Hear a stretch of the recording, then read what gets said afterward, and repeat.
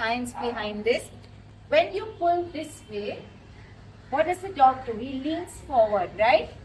When a dog pulls, what is the body language? His head is down and he's doing that. That is the position for pulling. Have you seen dogs who walk behind you? What is their position? They're up like this. If you're pulling from here, if you pull the dog from here, his head goes up. If you pull the dog from here, his head goes down. Now, here's my question to you.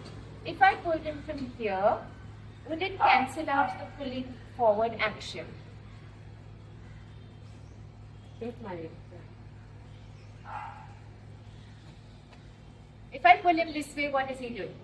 Can he pull forward at the same time? No, it's the law of physics. Sorry. Thank you for that. They had to test that. They didn't understand it, that's all.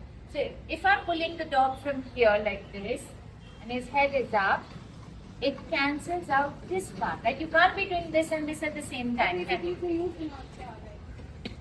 Inertia is a state of being as such. I'm talking about simple laws of physics. You can't be pulling here and pulling there together, right?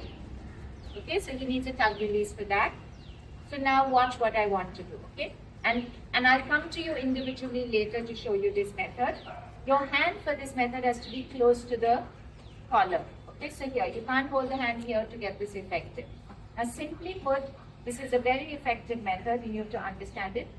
When the dog goes too far in front, I'm going to let the dog go in front, okay? And then I'm going to turn like this. Hand stays locked. You don't make the dog come in a circle with you. That's not the aim of this exercise. Okay, so watch what we're going to do.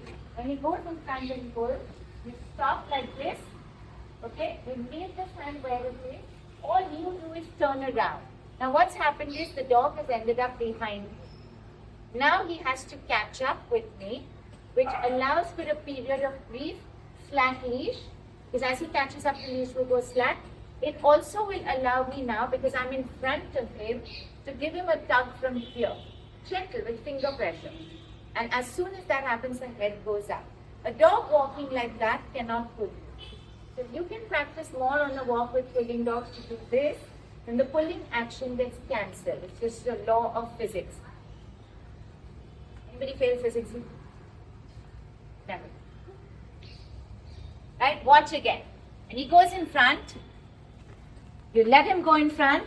Keep the hand where it is swivel. Now, little tug this way.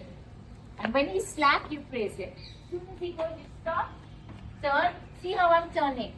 Just where I am and the hand doesn't move. And now he's ended up behind me, which allows me, as he catches up, to do a tug here, which makes the head go up. Okay, watch again.